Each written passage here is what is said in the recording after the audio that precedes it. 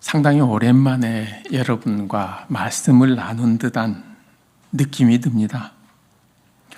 여기 서서 여러분들 바라보니 익숙하면서도요, 약간은 낯섭니다. 교우들의 얼굴은 익숙한데요, 제가 늘 앉아서 예배드리는 그 자리가 아니라 여러분 앞에서 서서 보아서 그런 듯합니다. 제가 있는 자리가 바뀌면서 시선의 높이와 방향이 달라졌습니다. 다 자리 때문에 그렇습니다. 오늘 여러분들과 함께 나눌 말씀은 자리에 관한 겁니다. 주일 예배를 드리는 여러분의 자리는 어떻습니까? 늘 같은 자리에 앉아서 예배를 드리는 분이 상당히 많습니다. 누가 그 자리에 앉으라고 지정해 준 것도 아닌데 어쩌다 보니 자연스럽게 앉는 자리가 되었습니다. 저도 누가 지정해 주지 않았지만은 예배 드리는 자리가 거의 정해져 있습니다. 그런데 우리는 주일날 예배를 드리는 자리뿐만 아니라 우리의 일상생활에서도 여러 종류의 자리를 경험합니다.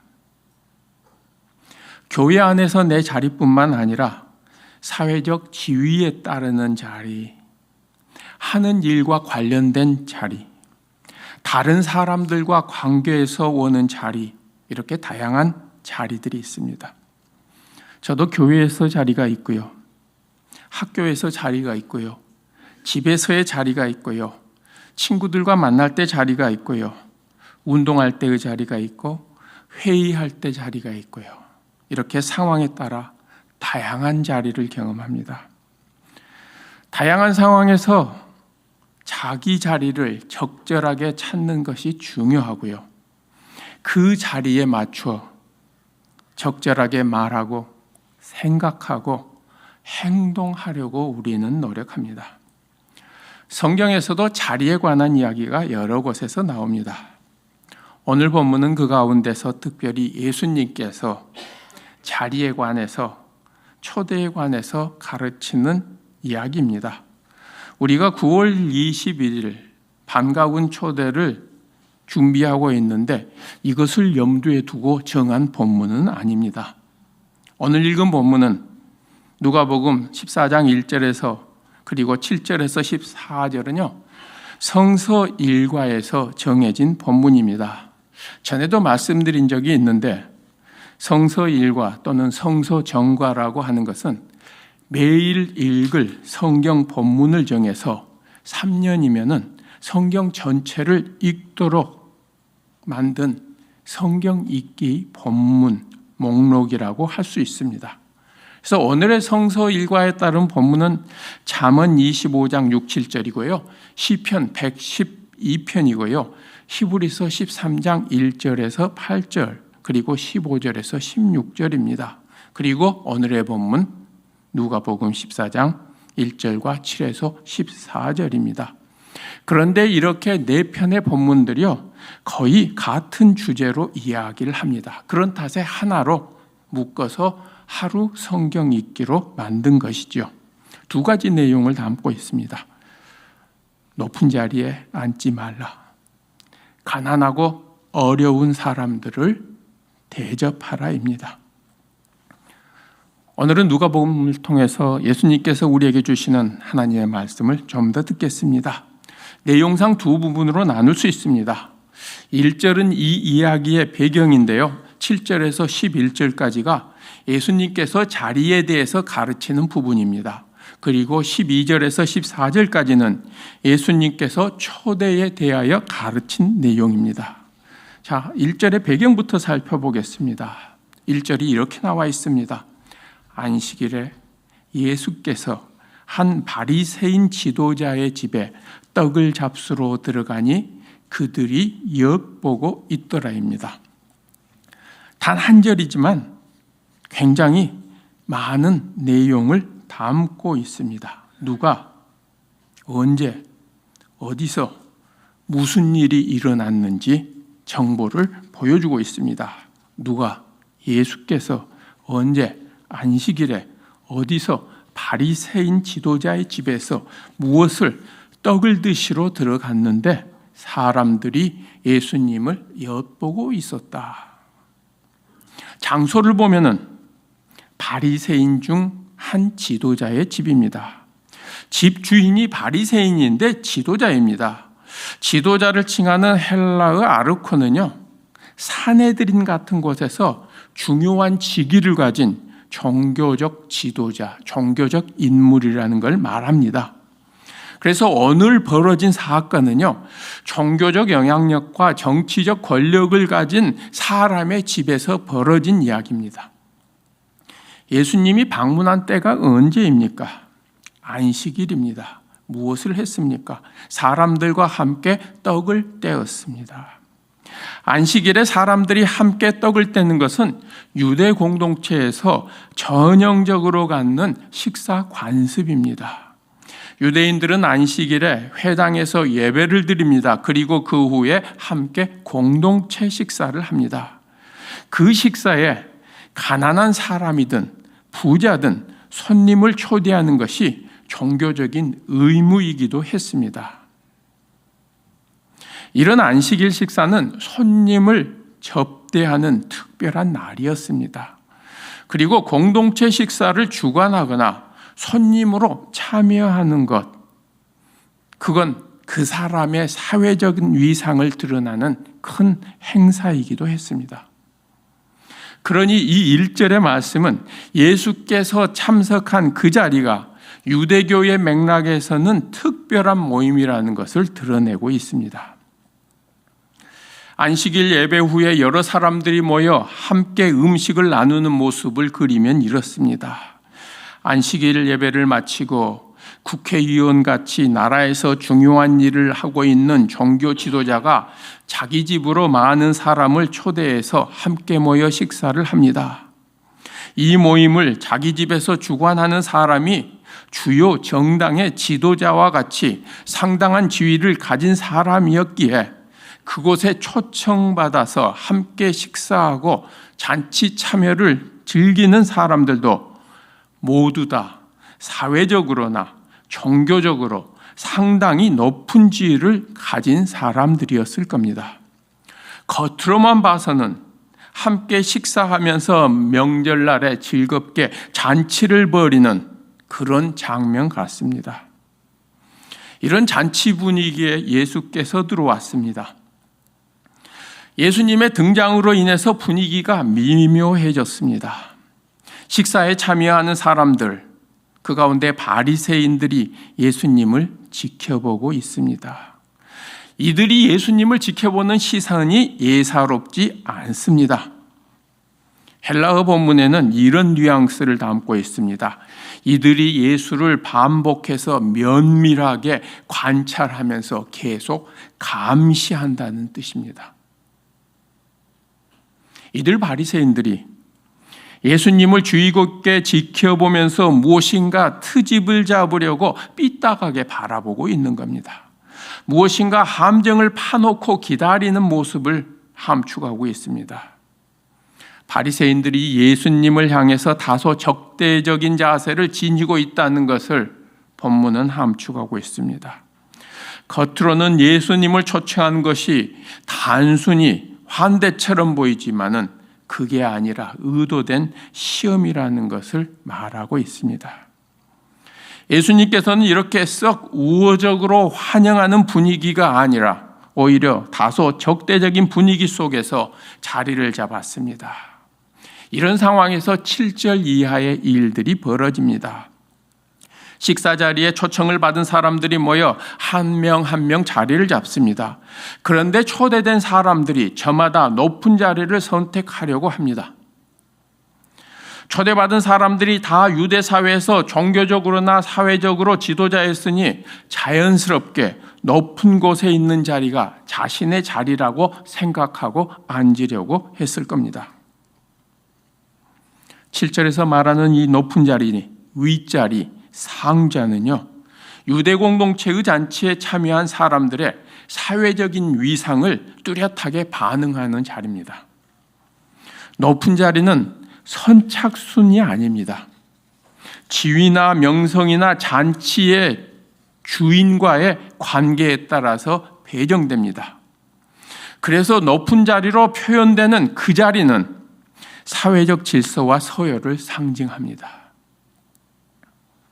그런데 초청받은 사람들이 명예와 권위를 나타내는 자리를 차지하려고 애쓰고 자신을 높이고자 그 높은 자리를 선택하려고 합니다.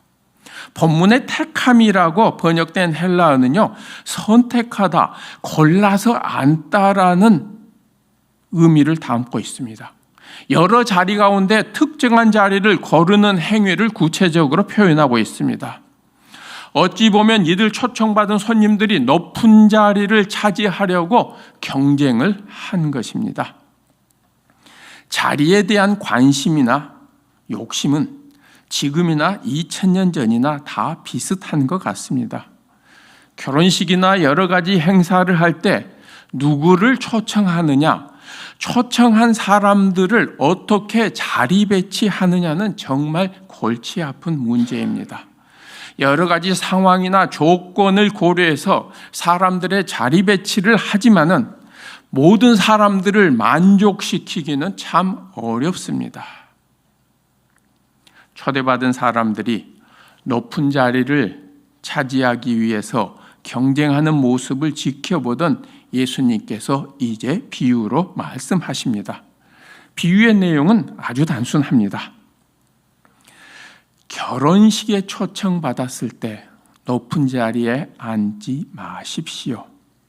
당신보다 더 높은 사람이 올 경우에 초대한 사람이 당신에게 와서 자리를 바꾸라고 한다면 낮은 자리로 옮겨야 합니다. 낮은 자리로, 끝자리로 가면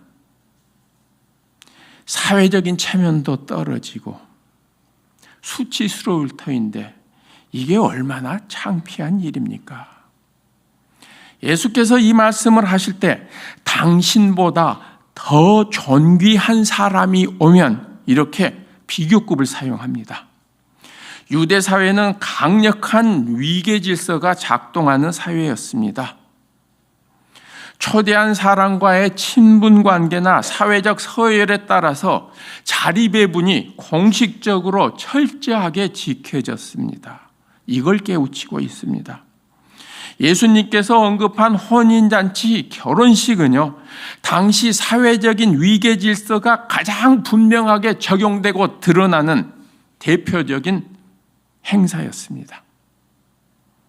그러니 초대를 받았을 때 차라리 끝자리에 앉으십시오. 그때 초대한 주인이 당신을 발견하고 높은 자리로 오라고 청한다면 얼마나 좋은 일입니까? 자기를 높이는 사람은 낮아지고 자기를 낮추는 사람은 높아지는 겁니다. 이게 예수님의 비유입니다. 자기를 높이는 사람은 낮아지고 자기를 낮추는 사람은 높아진다는 말은 누가복음이 가진 신학적인 핵심이기도 합니다. 이것은 유대 사회가 가지고 있었던 엄격한 위계 질서와는 전혀 다른 하나님 나라의 모습을 표현한 겁니다. 그런데 이 하나님 나라의 원리는 항상 현재형으로 표현되고 있습니다. 언제든지 지금 항상 이 순간에도 자기를 높이는 사람은 낮아지고 자기를 낮추는 사람이 높아집니다. 이렇게 강조하고 있는 겁니다. 자리에 대해서 하나님 나라의 역사를 말씀하시면서 예수께서는 이어서 초대할 대상과 초대하는 자세에 대해서 그것을 바꿀 것을 이야기합니다. 12절에서 예수께서는 초대하는 대상으로 친구나 형제나 친척이나 부자 이웃을 언급합니다. 그런데 이들을 초대하지 말라고 합니다. 당시 유대 사회의 관습은 초대를 한번 받은 사람은 자기를 초대한 사람을 다시 초대해서 보답하는 것이었습니다. 즉 잔치에 초청하는 것은요, 단순한 호의가 아니라 반드시 저 사람이 나를 초대할 것, 보답할 것을 기대하면서 서로 주고받는 초대, 교환 같은 것이었습니다. 그런데 예수님께서는 이렇게 초대에 대해서 보답을 기대할 수 있는 사람을 초청하는 것이 아니라 가난한 사람, 장애를 가진 사람, 다리가 불편한 사람, 시각이 불편한 사람, 이런 사회적인 약자를 초대하라고 이야기합니다. 이들은 아무것도 가진 것이 없기 때문에 자신을 초대할 사람에게 보답할 만한 것이 없는 사람들입니다. 그런데 예수님께서는 이들을 초대하라고 얘기하고 이들을 초대한 사람들이 복이 될 거라고 이야기합니다. 의로운 사람들이 부활할 때에 이들을 초대한 여러분들이 보답을 받게 될 겁니다. 사회적으로 약한 사람들, 아픈 사람들, 이들이 하나님의 은혜가 향하는 의인들입니다. 그리고 이 의인들로 인해서 복을 받을 겁니다. 아픈 사람, 가난한 사람, 사회적으로 약한 사람을 초대한 사람에게 주어지는 하나님이 주시는 본질적인 복, 본질적인 보상이 의인이 부활한 그날에 여러분들에게 주어질 겁니다. 이렇게 약속합니다. 초대받은 사람들이 초대한 사람에게 아무것도 돌려줄 수 없음에도 불구하고 그들을 초대하고 섬기는 것이 하나님께서 베푸시는 복과 상급으로 이어진다고 예수님께서 그 약속의 말씀을 나누고 있습니다. 예수님께서 가난하고 아픈 사람, 사회적인 어려움에 처한 사람들을 일부러 초청하라는 말씀은 자리에 대한 하나님 나라의 역설과 더불어서 유대 사회와 그 자리에 있는 유대 사회의 지도자들에게 충격으로 다가오는 또 다른 역설입니다. 당시 유대 관습에서 초대라는 것은 서로 교환하는 것이라고 했죠. 그래서 서로 초대하면서 상호 보답하고 보응하는 것이라고 했습니다. 그런데 이런 것을 기대할 수 없는 사회적인 약자는 당연히 초대의 대상이 아니었습니다. 그런데 예수님은 이들을 초대하라고 말씀하시면서 기존의 생각과 관습을 뒤집었습니다. 유대 사회의 지도층들이 모여서 식사하는 자리, 초대받는 사람들 모두가 높은 자리를 자기 자리라고 생각하는 사람들이 모여있는 상황에서 예수께서 들어오셨습니다. 자신들의 삶과 자신들의 행위와 궤적들이 전혀 다른 예수가 식사 자리에 들어와 있는 것을 보고 유심하게 삐딱한 시선으로 지켜봅니다. 예수께서 어떻게 말하고 어떻게 행동하는가 보자. 의심과 감시의 눈초리로 바라봅니다. 이들에게 예수께서는 하나님 나라의 역설을 이야기했습니다. 유대인의 식사잔치, 초청과 이에 따른 보응, 위계질서의 서열 문화, 윤리적 가르침까지 당시 철저하게 유대 사람들이 지키고 있었던 것, 그것을 예수님께서는 밑바닥부터 뒤집는 도전을 하고 있습니다. 낮은 자리에 머무르십시오. 약한 사람이 우선입니다. 하나님께서 다 갚아주실 겁니다. 이렇게 말합니다.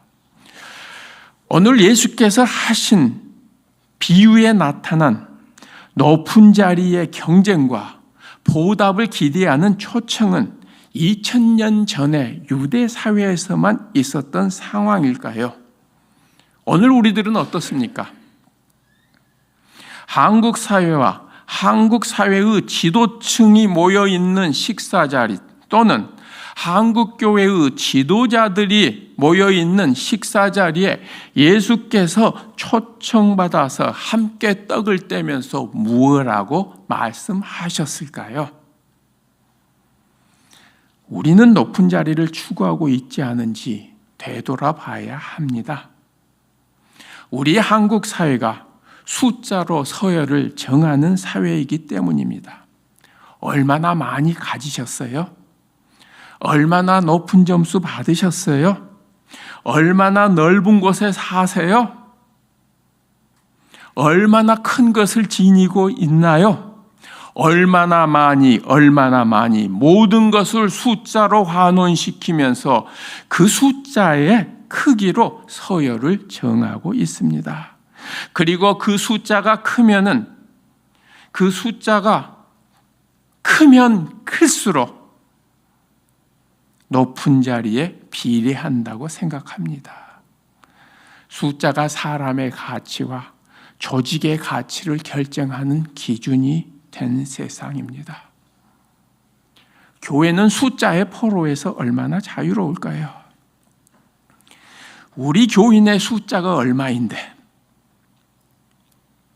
우리 교회의 역사가 얼마인데, 우리 교회의 예산이 얼마인데, 우리 교회의 항존직이 얼마인데, 우리 교회 건물이 얼마나 큰데, 우리가 선교하는 교회 숫자가 얼마인데, 숫자가 많은 것, 숫자가 큰 것, 좋은 것이죠.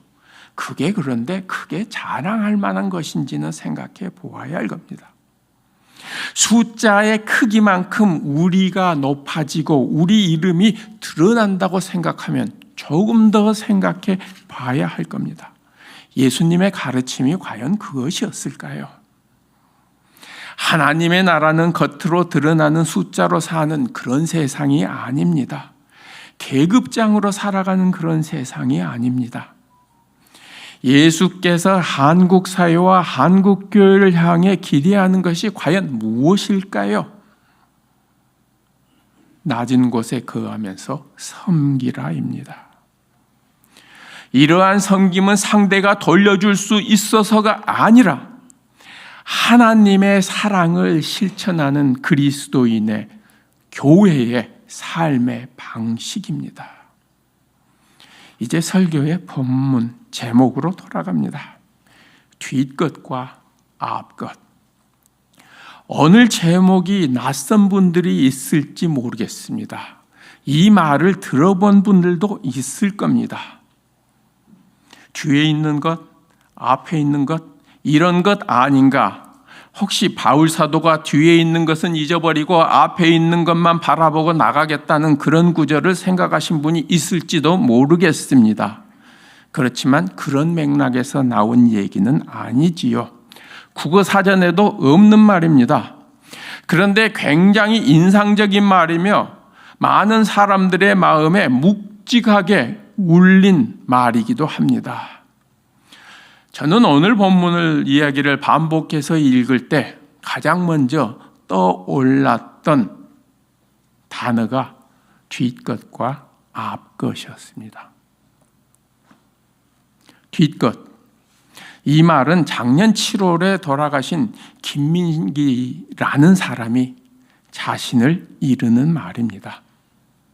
작년 초 SBS에서 그의 삶에 대해서 학전과 그리고 뒷것 김민기라는 다큐멘터리를 3부작으로 방영하면서 알려진 말입니다. 김민기 씨가 누구인지 잘 아는 세대도 있을 거고요. 처음 듣는 사람도 있을지 모르겠습니다.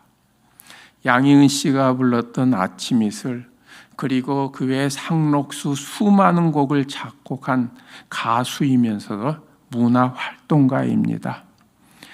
학전이라는 소극장과 극단을 세워서 수많은 예술인을 배출한 사람입니다. 황정민, 조승우, 설경구, 김윤석 같은 내노라오는 배우들, 김광석, 박학기, 윤도현, 강산해 같은 가수들, 무려 700여 명의 연기자와 음악인을 키워낸 사람입니다.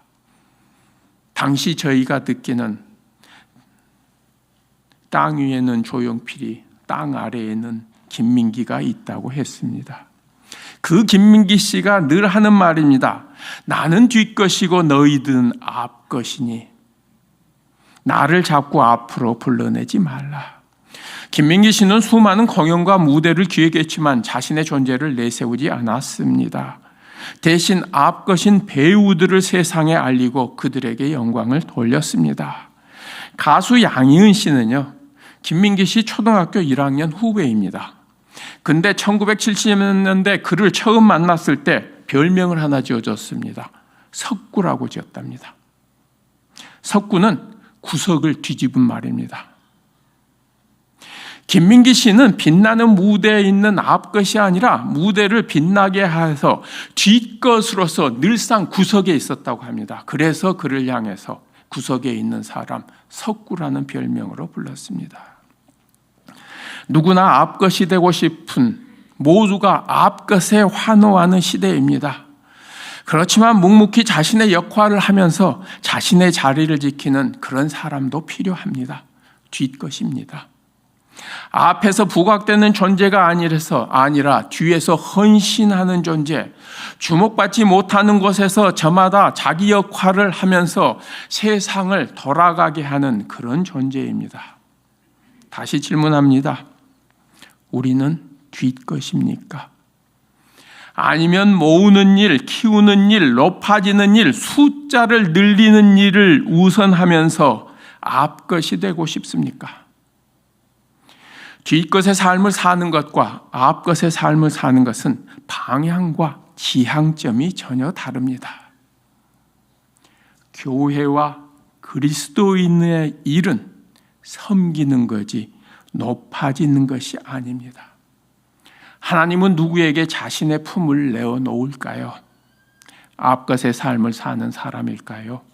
뒷것의 삶을 사는 사람일까요?